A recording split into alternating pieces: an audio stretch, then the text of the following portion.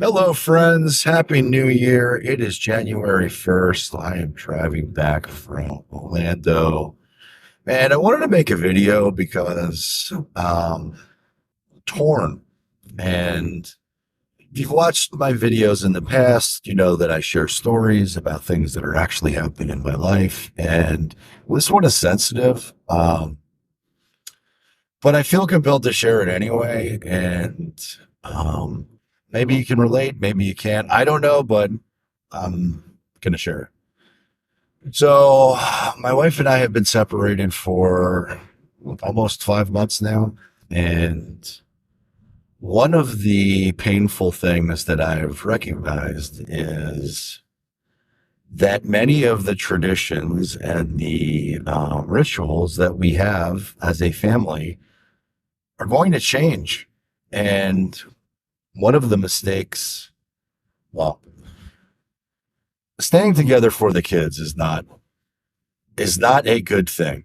And it took me a very long time to get there. And I'm going to build on that because I found myself becoming very confused. And then I realized that I was the source of my own confusion. And I know that if I'm confused about what's happening in our lives, well, then chances are that my kids are also confused. Um, and I have a responsibility to ensure that nobody's confused because confusion or being in a place, being stuck in a confused spot is probably not the best way to live my life. And so I did all of this with the best intentions in mind. And so I thought that doing many of the things that we've done in the past, especially during the holidays, this was the first Christmas that we were separated.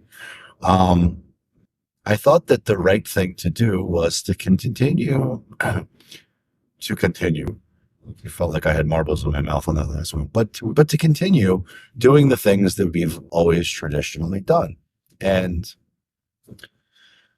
it's hard not to fall into that trap, right? I definitely do not want to ruin my children's Christmas.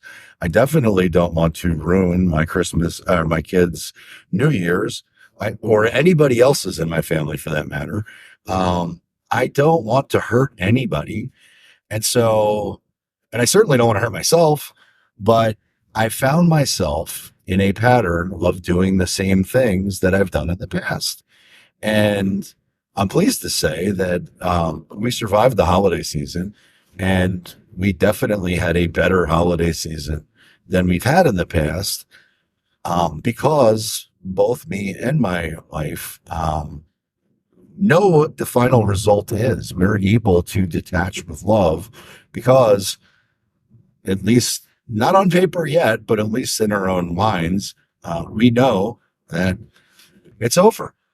But your actions speak, my actions or our actions speak louder than our words. And so we have tried to do the right thing by continuing to do the things we've always done, like go on a family vacation for New Year's and like celebrate Christmas together with all of our extended family. And honestly, I don't want those things to end. I'm very close with my in-laws. My wife is very close with my family. All of both families love each other. Unfortunately, my wife and I don't love each other the right way or the way you're supposed to in order to have a happy marriage. And so this last vacation that we went to for New Year's, which was a success, I'm not knocking it at all. It was fantastic. There were really great moments with my kids. There were really great moments with other people in the extended family. But there's complete disconnection between my wife and I. Um, and until there's the final paperwork that ends the marriage, there's always going to be confusion. And so I know, and I think we know, that the next step is to get divorced. And and so we're on that path.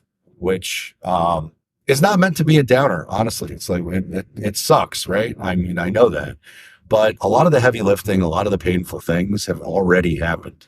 All of the biggest fears that I had around getting separated and or divorced, as far as Christmas and New Year's and the holidays and what the impact would be on the kids, none of those fears came true.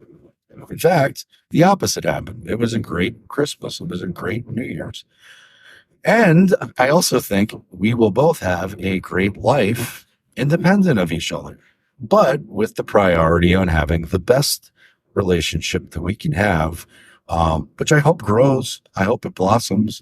I hope we get more connected as opposed to less connected, despite the fact that we're going, not despite, because of the fact we are divorced, that we can evolve in our relationship.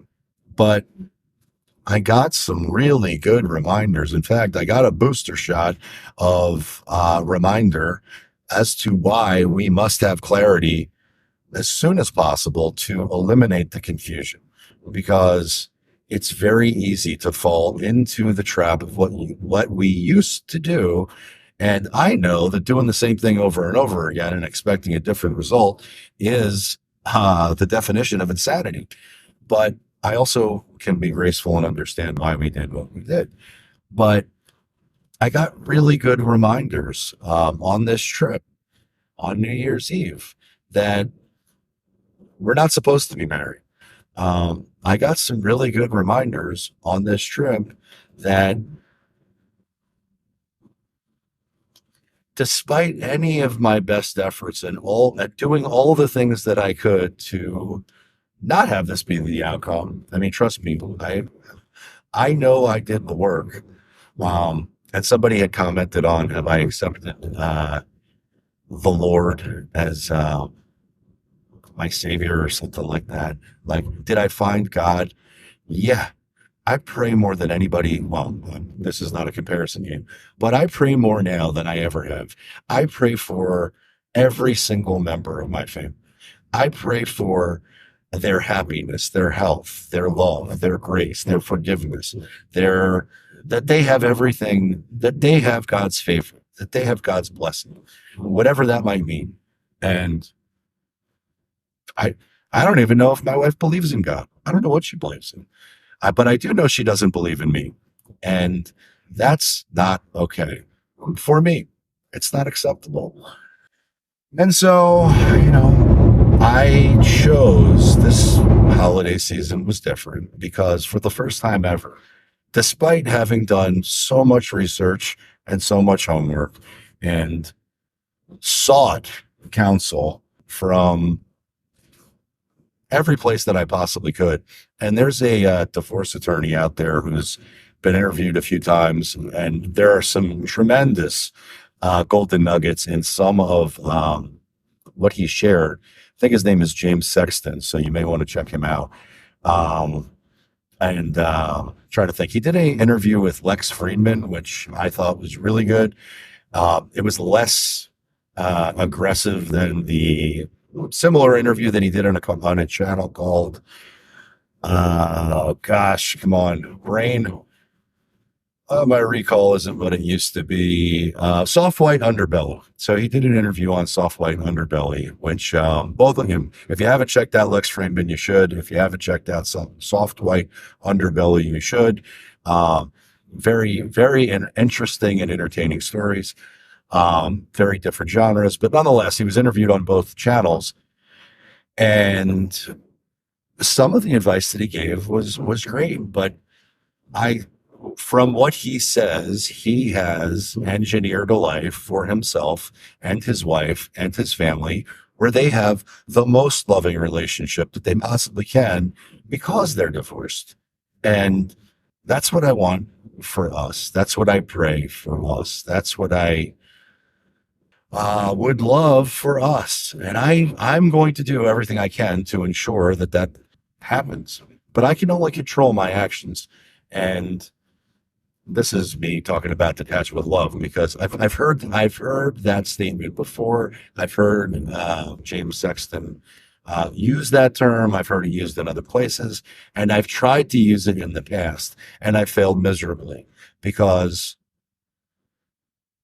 I'm not detached. Because I do, up until recently, I did have, um, despite thinking I didn't, I was in denial. I was attached, and this Christmas, this New Year's, I was able to detach with love. So many of the things that would trigger me and cause me to be resentful and angry and act out toxically sometimes. Um, for example, undermining my authority as a parent or not supporting me as a father with the children, not financially, not talking about that, but not undermining me as a parent is something that can invoke fury so quickly in me because I've got 10 years of it under my belt. And it's one of the major things that led to us being in the place that we are. But I've accepted that that's not going to change. And maybe there'll be a miracle, and maybe in the future, when we do divorce, something will, who knows? Could there be a miracle? Could we both grow together? Could we end up deciding that we want to be remarried again? Um, I don't think it's possible, but I'm not ruling it out as being a possibility. You know, I could possibly hit the lottery tomorrow. Who knows? There's lots of things that could possibly happen in a universe of all the possible things. Do I think it's likely? No. But what I won't do in 2024 is allow myself to be victimized or to victimize myself in any way, shape, or form. What I absolutely won't do in 2024 is allow or enable confusion to deteriorate um, my family, my children, myself anymore. I simply won't accept that anymore. And that for me is tremendous growth. So, where am I going with this video? Anybody can make a decision to change at any time.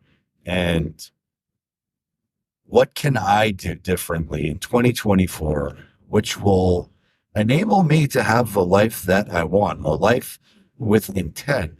Uh, I almost feel as if I've been blessed with this opportunity to be alone, and I'm not alone, but to have space to heal in order for me to decide exactly what type of life I want, exactly what I want moving forward.